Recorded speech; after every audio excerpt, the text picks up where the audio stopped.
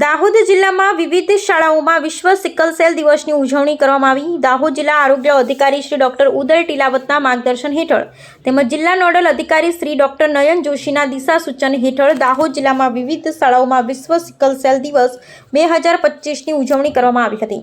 જિલ્લાના વિવિધ પ્રાથમિક આરોગ્ય કેન્દ્ર ખાતે મેડિકલ કેમ્પમાં 3697 સિકલ સેલ ડિસીઝ દર્દીઓની મેડિકલ તપાસ કરવામાં આવી। 215 સગર્ભા માતાઓની મેડિકલ તપાસ, બ્લડ ગ્રુપ, હિમોગ્લોબિન કાઉન્સેલિંગ કરવામાં આવ્યું હતું। આ ઉપરાંત સિકલ સેલ અંગેની રેલી, સિકલ સેલ વિશે સમજણ, સિકલ સેલ જનજાગૃતિના વિડીયો, સિકલ સેલ એનેમિયા રોગના લક્ષણો, સિકલ સેલ દર્દીને લેવાની કાળજી, સિકલ સેલની સારવાર અંગેની આઈઈસી કરવામાં આવી।